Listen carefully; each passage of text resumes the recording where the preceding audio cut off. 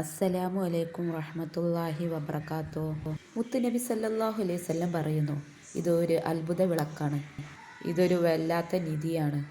അതാണ് ലാ ഹൗല വലാ ഖുവത ഇല്ലാ ബില്ലാഹ് എന്ന ഈ ദിക്ർ. ഇൻഷാ അല്ലാഹ് ഇത് ജീവിതത്തിൽ കൊണ്ടു നടക്കുക.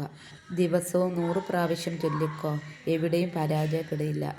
മഹാന്മാർ രേഖപ്പെടുത്തുന്നു, അല്ലാഹുവിൻ്റെ അടിമകൾക്ക് ഏറ്റവും വലിയ സൗഭാഗ്യം കിട്ടാനുള്ളത് ലാ ഹൗല വലാ ഖുവത ഇല്ലാ ബില്ലാഹ് എന്നതാണ്. ഇത് സ്വർഗത്തിലെ ഒരു നിധിയാണ്. അല്ലാഹു നമുക്ക് ഭൂമിയിലേക്ക് ഇട്ട് തന്നതാണ് ഈ ദിക്ർ. ലാ ഹൗല 70 തരം ആപത്തുകളും തടയാൻ നിത്യജീവിതത്തിൽ ലാ ഹൗല എന്നും ചൊല്ലുക.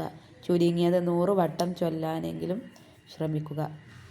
ഈ ദിക്ർ 70ഓളം പ്രയാസത്തിൻ്റെ വാതിൽ അടച്ചിട്ട് പരിഹാരം നിങ്ങൾക്ക് തുറന്നു തരും. മുത്തുനബി സല്ലല്ലാഹു അലൈഹി വസല്ലം പറയുന്നു, ഈ ദിക്ർ ഒരു മരുന്നാണ്, രോഗങ്ങൾക്ക് ശിഫയാണ്. 99 രോഗങ്ങൾക്ക് ശിഫയാണ് മുത്തുനബി സല്ലല്ലാഹു അലൈഹി വസല്ലം പഠിപ്പിച്ചിട്ടുണ്ട്.